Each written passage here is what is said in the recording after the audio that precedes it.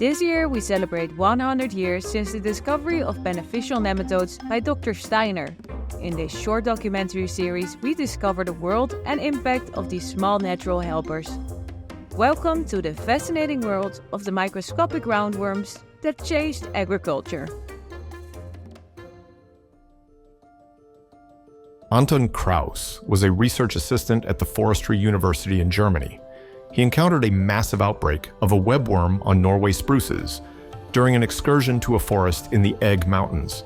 He took samples and found several wasps that parasitized this pest.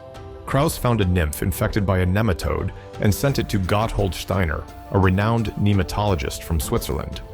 Steiner investigated the material received from Kraus and discovered the first entomopathogenic nematode, which he named Aplatana kraussei in honor of Kraus. At that time, in the 1920s, it was considered no more than a curiosity. It was not until the 1950s that nematodes received increasing interest among scientists who wanted to explore their potential. So we know the first entomopathogenic nematode, which is now called Steiner kraussei, was described in the 1920s. The biocontrol potential of these nematodes, however, was first investigated by Glaser and his colleagues. They researched how an other species, Steiner glacieri, also identified by Dr. Steiner, could control a population of Japanese beetles that had invaded New Jersey in the 50s. After its use against the Japanese beetle, it ceased to be of interest and all cultures were lost. It was not until Weiser in 1955 described a European population of Steiner carpocapsae found in codling moth larvae that serious studies began. In the 60s and 70s, these studies led to the first entomopathogenic nematodes production for field testing. Entomopathogenic nematodes, particularly the genera that are exploited today for biological control, are actually ubiquitous. They live in many different types of soils. In any country of the world that you can think of, you make a hole and you find entomopathogenic nematodes of the genera that we use today for biological control.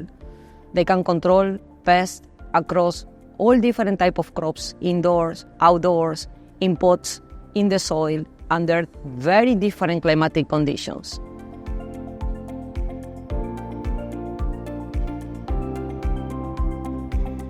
My name is Roxina Soler. I'm agronomist on my basic. About 10 years ago, I moved from academia to Koppert to do research in business. In a nutshell, our department is responsible to generate the knowledge about our biological solutions.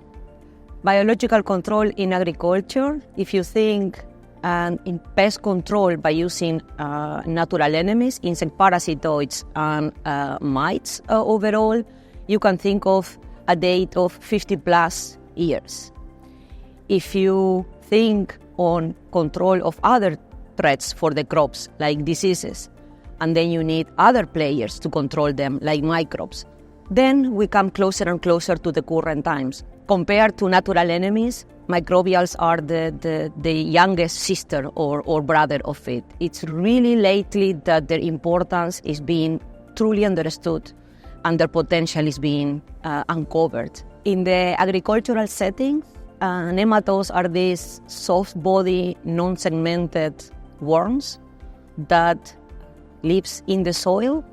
Some of them feed on plants. Those are called plant parasitic nematodes, plant pathogenic nematodes, and some of them actually lives on insects, and those are called entomopathogenic nematodes. When we say entomopathogenic nematodes, that word means that these are organisms that parasitize, that lives inside the body of insects. The latter are the groups that are beneficial for agriculture, that can be exploited to control different pests that feeds in the roots of many, many crops. The discovery of entomopathogenic nematodes 100 years ago have a major positive impact on crop protection. The control of pests below the ground is particularly challenging. There aren't many options, there aren't many biological solutions that can thrive in the soil and control pests. Actually, entomopathogenic nematodes are the best player we have today to go under the ground and to control insects that feed on the roots of actually any crop that you can think of. So, how exactly does it work? Entomopathogenic nematodes enter the pest insect through any body opening, such as the respiratory holes. Once inside, they make their way to the substance that fills the body cavity. When the nematode is inside the insect, it releases a special cocktail. A part of this mixture is a specific symbiotic bacterium. The other part contains proteins that help to break down the host's immune system, killing the insect rapidly, within hours to a couple of days. The key to the nematode's success, however, is the bacteria. Each species of entomopathogenic nematode carries its own specialized symbiotic bacteria that can only survive in the nematode or the host insect's body. The Steiner nematodes produce bacteria that multiply in the caterpillar and start producing enzymes. The enzymes break down the host tissue and turn it into a nutritious soup that the nematodes then eat.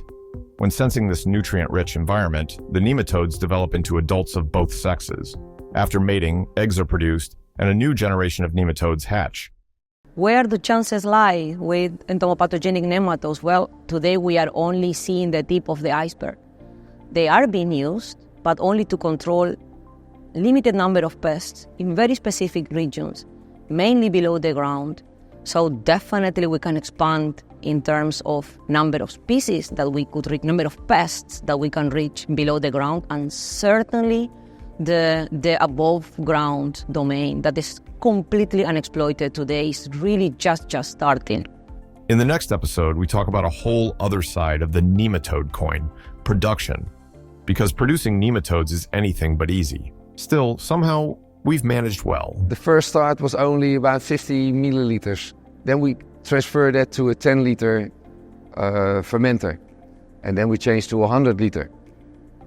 From the 100, we went to 200, 400, and then we ended up with the gin vessel. And that was a couple of thousands. And for us, that was a major breakthrough. That was the start of everything.